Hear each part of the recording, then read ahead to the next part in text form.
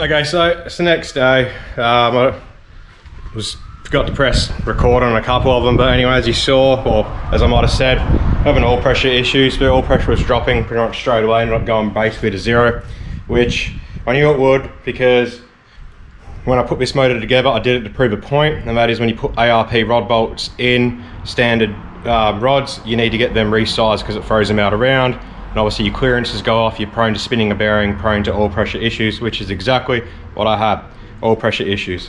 But just in case it's not that, in case it's just my sender unit on the oil pressure thing, I've jerry-rigged up a system, which we'll get back to in a second. For now, I'm going to throw up some videos of Nathan, which you might remember him from the D1WA round 3 video.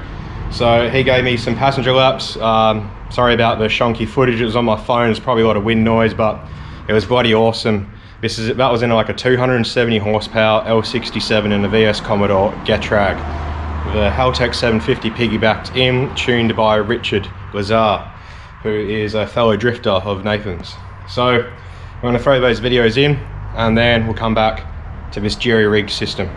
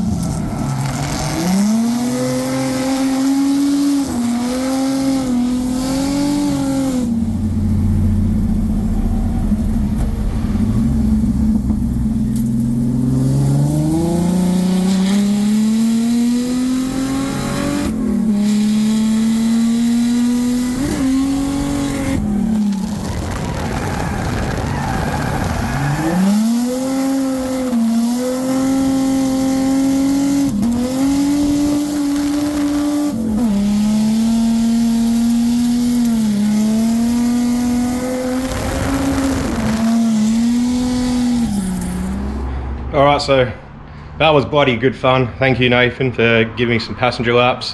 That was awesome. But now we're going to get onto this jerry rig system. So my oil pressure sender unit is just underneath this crossover. So as soon as it starts to get some heat in it and it starts to read low, it could actually be as soon as you put some load, like real load or heat through everything, oil pressure drops, or just the sender unit craps itself. It is a crappy eBay gauge and sender unit. So this morning when I unloaded the car, started it up at about 30-ish, there's like 30, 32 PSI, oil pressure idle, which is lower than it was originally. It was at 50. Once again, it could just be the sender unit, or it could actually be something's hurt in the motor.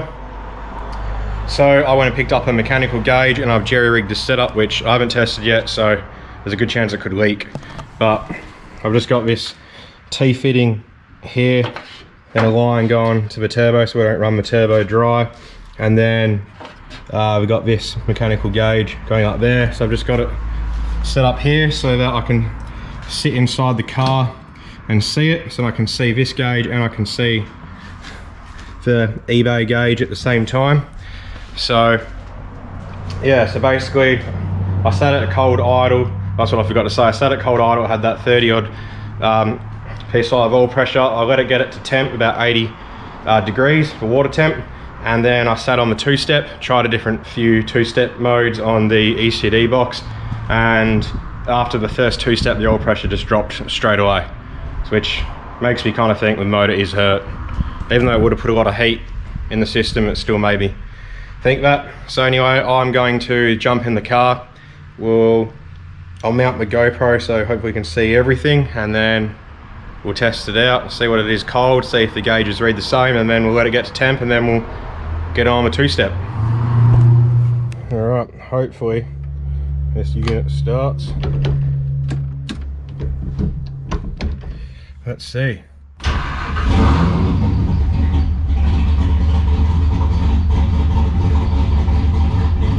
reading 30.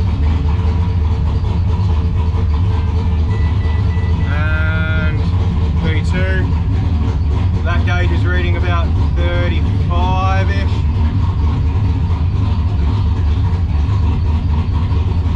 I'll just double check it's not leaking.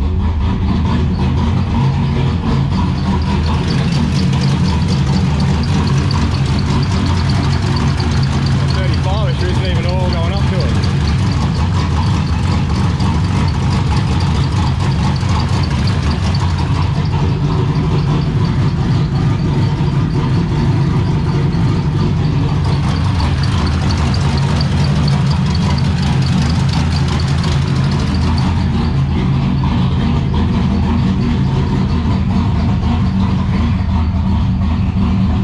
Hasn't even reached the gauge yet, it's reading, so I don't know.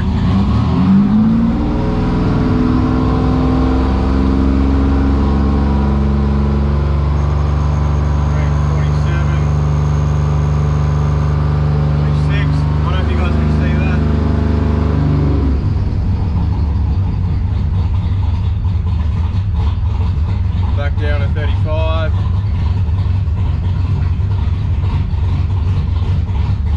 Right, I'm just going to let this idle and get to temp, and then I'll film when we get on the two-step, and then we'll see, I guess we'll see where the pressure goes.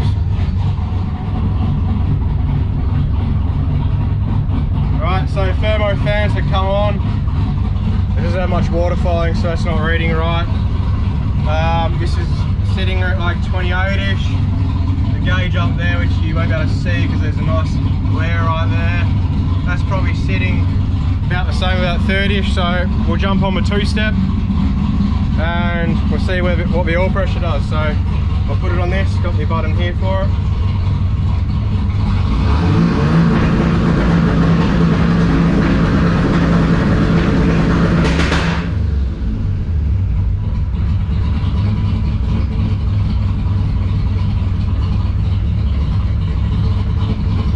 So that's gone down to 20. The physical gauge has gone down as well.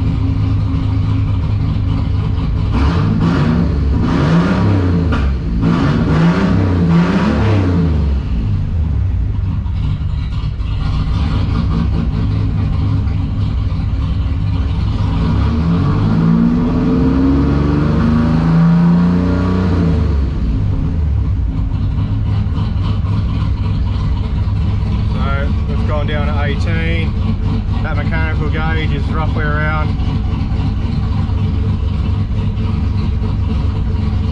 Yeah, they're kind of reading the same.